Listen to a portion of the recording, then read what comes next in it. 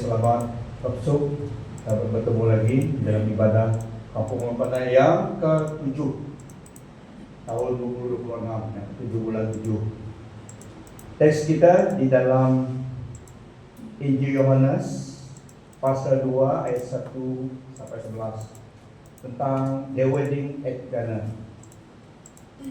FBB, pada hari yang ketiga, suatu majelis perkawinan diadakan di kota Kana di negeri Galilea. Ibu Yesus turut hadir dan Yesus dan murid-muridnya juga dijemput ke majelis itu. Apabila air anggur yang ada habis diminum, Ibu Yesus berkata kepadanya, "Mereka kehabisan air anggur." Yesus menjawab, "Tuan, usahlah suruh aku, saatku belum tiba." Namun demikian Ibu Yesus berkata kepada pelayan-pelayan di majelis itu, "Buatlah apa saja yang disuruhnya." Di situ ada 6 buah tempayan yang digunakan untuk istiadat penyucian orang Yahudi. Tiap-tiap tempayan dapat memuat kira-kira 100 liter air. Terang, 100 liter. Ya, enggak. Nah, ini jama biasa gram.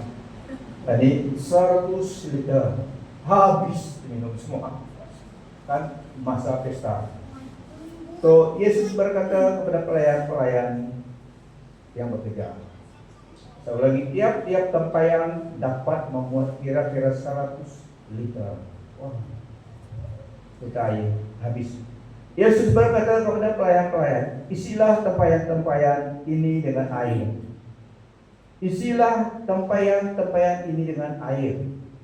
Tempayan ini tadi 100 liter, kira-kira begitu muatannya. Mereka pun mengisi penuh ke 6 tempayan itu. Setelah itu Yesus berkata pula, "Sekarang ambillah sedikit air itu, bawalah kepada ketua majelis." Mereka pun menghidangkan air itu kepada ketua majelis. Setelah ketua majelis merasa air yang telah menjadi air anggur itu, dia pun memanggil pengantin lelaki. Dia tidak tahu dari mana datangnya air anggur itu, tetapi para pelayan yang mengambil dan membawa air itu mengetahuinya. Dia berkata kepada pengantin lelaki, "Selalunya orang menghidangkan air anggur yang terbaik di awal majelis. Setelah tetamu banyak minum, dihidangkan pula air anggur yang biasa saja. Tetapi kamu menyimpan dahulu air anggur yang terbaik, sekarang baru dihidangkan." Itulah mukjizat Tuhan Yesus yang pertama dilakukannya di Kana Galilea. Dia menyatakan kemuliaannya, maka murid-muridnya percaya kepadanya. So, ini kisah waktu perayaan orang perkawinan. Di dalam budaya orang Yahudi, kekurangan ataupun kehabisan shortage minuman wine itu adalah salah satu perkara yang serius dalam budaya mereka pada masa itu. Sesuatu yang serius dalam budaya mereka waktu first century. Karena culture perkawinan 7 hari lamanya, perkawinan itu 7 hari. Dan jika kehabisan minuman anggur itu bermaksud berarti membawa disgrace, yaitu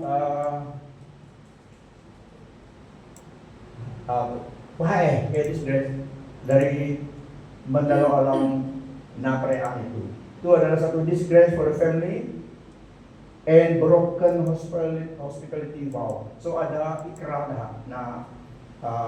pesta nanti 7 hari. Jika tidak cukup, jika habis, itu adalah sesuatu yang sangat memalukan bagi keluarga itu, karena itu melanggar peraturan broken hospitality vows. So, terlihat tempayan besar itu yang 100 liter itu, stone jars, dipakai untuk ritual tempat ayo udah sampai masuk angin. Suatu tempayan tajau yang sangat besar. Menurut Alkitab holding 120 sampai ke 180 gallon botol. So banyak sekali. Semua ada. So muatannya adalah 100 lebih liter. Kita lihat dalam firman Tuhan yang pertama tadi, hari yang ketiga. Itu juga karena firman Tuhan semua ada kaitannya dengan makna yang tertentu berdasarkan firman Tuhan. So hari yang ketiga itu juga membawa kita kepada pengertian tentang kebangkitan Tuhan Yesus pada hari yang ketiga. So pesta ini dibuat pada hari yang ketiga kata firman Tuhan tadi, pemulaan kisahnya. Di dalam Hosea juga Hosea 6 ayat 2 mengatakan setelah 2 hari dia akan menghidupkan kita. Pada hari yang ketiga dia akan membangkitkan kita sehingga kita dapat hidup di hadirannya. Ini portrays the coming of the Messiah, Tuhan Yesus, yang pada hari ketiga dia akan bangkit daripada kematian. Pointing to Christ resurrection pada hari yang ketiga. Hari ketiga dia bangkit daripada kematian. So, mari tanda itu bukan sekadar mujizat, tapi itu adalah tanda yang dicatat oleh Rasul Yohanes yang menyatakan kisah itu pointing kepada Kristus, siapa dia yang sebenarnya, pointing to his true identity, menyatakan siapa Yesus Kristus yang sebenarnya di antara mereka. So mujizat itu bukan sekadar mujizat demikian, tapi juga disertai dengan maksud dan tanda yang penulisnya Yohanes menyatakan identiti Tuhan Yesus di antara orang umum itu. Dia adalah Allah, sumber segala sesuatu provision. Dia hadir pada hari itu. Di dalam pengertian teologi, kita lihat Tuhan Yesus daripada air, dia mengubahnya menjadi anggur. Tuhan Yesus menggenapi tuntutan Old Testament, Old Covenant. Dia melebihi peraturan Old Testament dan menggenapi dengan menyempurnakan sapas dalam perjanjian lama. Dia melakukan yang terbaik. So itu adalah mujizat dan juga tanda bahwa anak Allah Yesus bukan sekadar nabi di antara mereka pada masa itu. Dia menyatakan kemuliaan Allah di dalam dan bagi dia. Di situ dia menyatakan kasih karunia melebihi Taurat. Kasih karunia melebihi ritual budaya orang Yahudi. Dia menyatakan kasih karunia. Karena hukum Taurat disampaikan oleh Nabi Musa, tetapi kasih karunia dan kebenaran dinyatakan oleh Tuhan Yesus Kristus. Pelakuannya itu menyatakan dia memberi kasih karunia, dia menyempurnakan tuntutan Old Testament lebih daripada yang Taurat ritual yang tertulis. Tuhan Yesus menyempurnakan exceedingly great. Dan seterusnya terlihat kekurangan habis anggur tadi. Tuhan Yesus melakukan mukjizat di situ. Dia memberi bukan sekadar anggur biasa, tetapi abundant, the best wine, anggur yang terbaik, kata Tuhan yang menjadi itu. Sehingga dia panggil yang mengadakan menjadi itu, dia katakan demikian, dia komen, kenapa kamu sampai sekarang kamu menyimpan yang terbaik? Biasanya orang minum dulu sampai yang cukupnya, mereka keluar yang kurang, tetapi kamu reserve yang terbaik. So Tuhan Yesus ada, dia melakukan abundant. Dia tidak hanya menolong mereka to fix the situation karena kehabisan minuman, tapi pesta itu masih harus dijalankan, tapi sudah habis belanja. Tuhan Yesus bukan sekadar fix the problem, tetapi dia melakukan yang terbaik, result yang terbaik, abundant best wine. Sesuatu yang datang dari tangan Tuhan memberkati, bahkan dengan yang terbaik. Sesuatu yang daripada Tuhan bukan saja asal ada, tetapi terbaik daripada tangan Tuhan. Dan seterusnya terlihat Tuhan Yesus adalah bridegroom, pengantin lelaki semuanya itu pointing kepada dia yang the true bridegroom of the people. Dia adalah pengantin lelaki kita, dia adalah bridegroom kita sebagai tubuh Kristus. Kita adalah bride-nya. Dia mendahului pengertian itu. So bukan saja sekadar mujizat, tapi tanda yang nyata pointing kepada dia. Yang adalah bridegroom umat Allah, membawa sukacita perjanjian baru.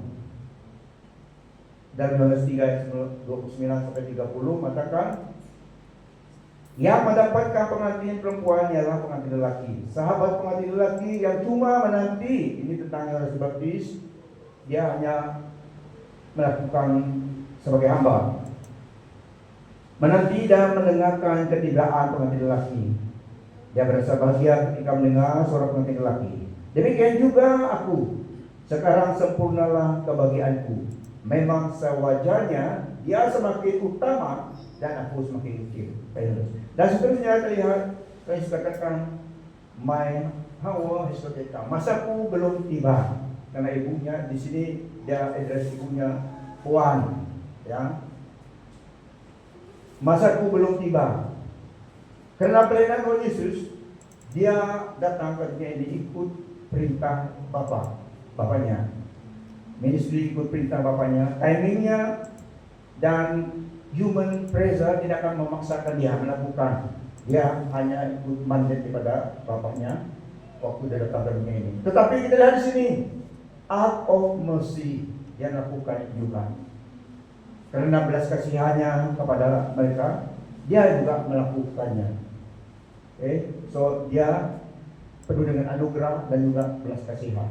Dia juga melakukan itu, dia katakan masanya belum tiba, tetapi dengan belas kasihan dia melakukan mujizat menolong mereka pada masa itu, sehinggalah mereka memiliki anggur yang surplus dan yang terbaik juga. Nah, kita lihat contoh Maria dalam kisah ini. Dia percaya pada Tuhan Yesus dan kita harus percaya pada Tuhan Yesus dan firman-Nya meskipun dia tidak mengerti sepenuhnya.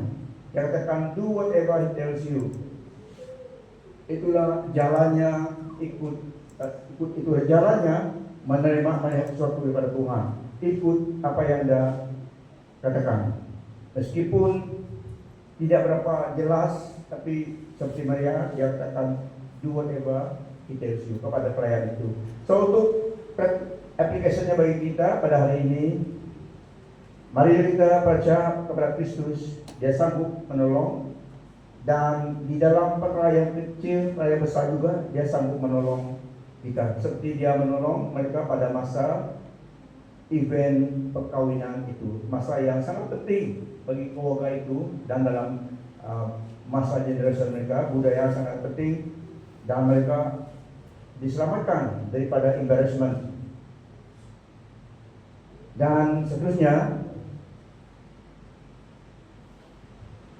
taat ikut meskipun tidak masuk akal. Obey fully even when it makes no sense.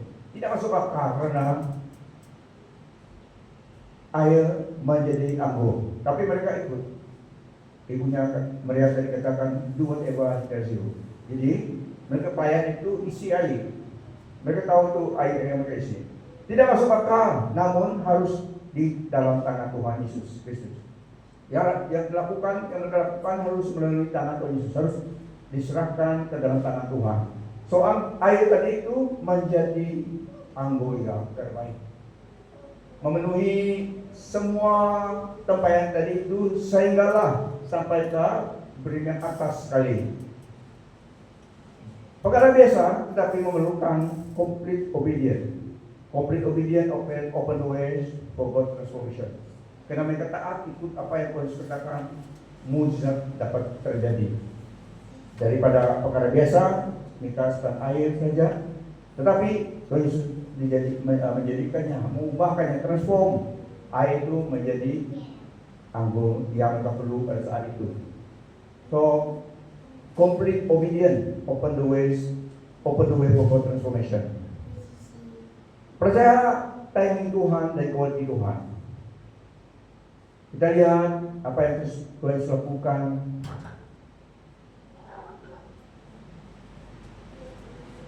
Dia menyempurnakan air itu menjadi anggur untuk kegunaan mereka, sehingga sempurna. Dia menolong solusi itu, jadi menyelamatkan keluarga itu. Keluarga itu pun tidak tahu itu habis, tapi pelayannya tahu sudah habis.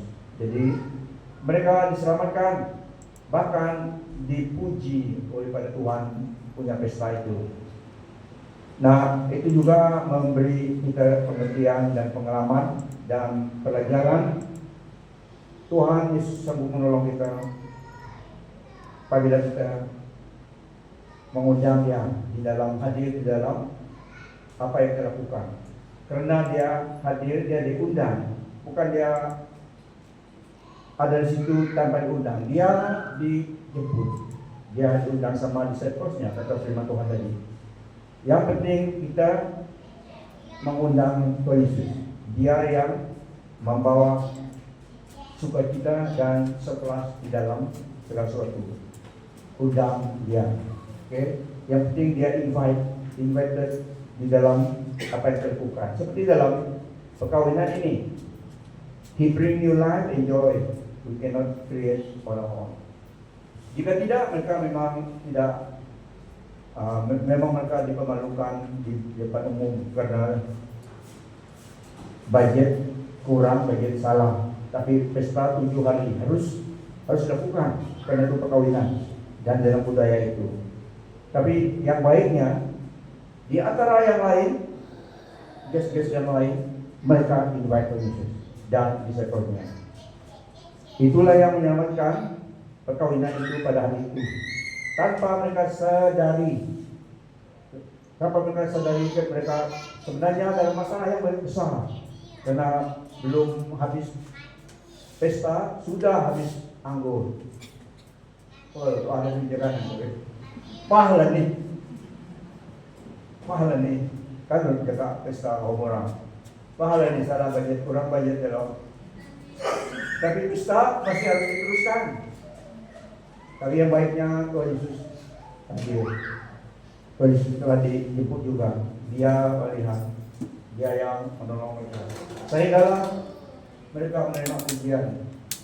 Bos tiap tuannya itu dipanggil oleh yang jaga minumannya. Dia bilang, masih reserve yang terbaik. So yang penting Tuhan Yesus kita invite. Di dalam celebration, dalam struggle kita, Tuhan mau dalam semua aspek hidup kita, bukan rohani saja, di dalam semua kehidupan seharian kita. Ini perkawinan bukan sesuatu yang rohani sangat. Itu adalah perkara yang biasa dilakukan manusia, orang pada masa itu seperti juga pada masa ini. So yang penting dia dijemput, dia di welcome, invite. Hadirat Tuhan penting. So he want to be part of our family, our work, church life, not just Sunday service. Nah, kita lihat perubahan transformation terjadi di dalam, mula di dalam, tidak di luar. Apabila kita melihat air itu menjadi anggur, true transformation comes from within. Seperti air itu yang dirubah menjadi anggur, Tuhan tidak hanya sekadar adjust atau habit kita, tabiat kita, tetapi Dia mulai daripada hati kita. He renews the heart. Ini yang penting. So tidak perubahan di luaran, tetapi mulai daripada hati. Seperti air itu menjadi anggur, disebut daripada dalam. Dan yang saksi event itu adalah pelayan-pelayan itu. Mereka tahu itu air biasa. Kami kayak ngisi dia sampai penuh, isi 6 isi penuh. Mereka tahu itu air. Dari mana datangnya air itu? Dari pipe, ataupun dari tempat air. Mereka tahu, mereka menyaksikan karena mereka yang bekerja. So seperti pelayan-pelayan itu, setelah kita mengenal Tuhan, kita haruslah juga menyatakan kepada orang lain siapa Kristus melalui kita. There others about the goodness of God melalui kita. Nah, memperoleh kasih karunia Allah exit melebihi undang-undang melebihi Torah dan melebihi exit undang manusia. Religion may leave you empty. Jesus brings fullness of life, death, honors of God and people. Amen. Yang hadir pada hari itu menyelamatkan perkawinan sehingga selesai 7 hari. Tidak 1 malam 1 hari. Kalau sekarang koin 1 malam 1 hari. Banyak tidak begitu banyak. Hotel yang kosong. Tapi 7 hari budaya mereka celebration. Ada di perjalanan satu event yang besar sekali, mereka diselamatkan oleh Tuhan daripada disgrace karena kekurangan shortage of fun, shortage of anggur. Apabila saya buat renungan ini satu gambaran, karena ini event yang besar bagi keluarga itu dan bagi tempat itu yang harus diselesaikan dengan baik, tapi memerlukan income cost yang besar. 7 hari bayangkan sehingga habis. Itu adalah fact yang benar terjadi. So, apabila saya lihat event yang kita akan adakan 2027, ayo tidak lama lagi kan, itu pun celebration yang besar. So, di dalam kisah ini sesuatu situasi yang sangat rumit juga, dan yang real. Tapi oleh karena Tuhan Yesus yang hadir di situ, yang dijemput, dia yang mengubah keadaan yang seharusnya memberi mereka disgrace karena kekurangan belanja. Di dalam pesta sedang berjalan, dia menolong mereka. So, di dalam event kita yang lebih besar, memang memerlukan belanja dan preparation yang banyak, especially belanja lah to cover all the cost. Buat ini memang memerlukan cost.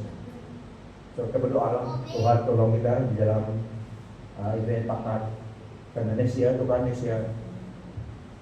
So, as of now, kita tahu berapa persentage persiapan yang telah siap daripada semua aspek lah, daripada rohani dan juga daripada physical aspek. Ini sangat penting kita berdoa kepada Tuhan menolong kita dengan cara yang kita tidak expect how lah, but we pray and we honor God, we minta tolong supaya Tuhan campur tangan, dan sehinggalah pertolongan Tuhan bukan saja dia fit keadaan itu, tetapi dia menghiasi dengan sekelas, sehinggalah kepujian itu yang dia jaga white itu dipanggillah manajer yang jaga itu, sehinggalah dia berkomen karena yang terbaik terjadi. Tetapi itu dimungkinkan karena Tuhan Yesus yang hadir. Amen. So, bagi Tuhan, pertolongan Tuhan dapat melakukan perkara yang kita tidak dapat imagine how, tapi pertolongan Tuhan dapat menolong kita. May that be reality bagi kita, kampung kita, dan event yang mendatang. Event besar, cukup besar event itu. Seperti event mereka ini, event cukup besar itu. Perkawinan the grand. Padahal Tuhan Yesus melakukan the first miracle di dalam Alkitab. Dikatakan the first miracle, perkawinan di Kana. So in the event small matters juga Tuhan concern. Dia memperhatikan bukan hanya rohani, tapi in real life, down to earth matters. So biarlah juga menjadi pengalaman untuk kita. Tuhan menolong kita. Amen. Menolong, dulu surat Tuhan menolong lebih ini. Haleluya. Kita sembahyang.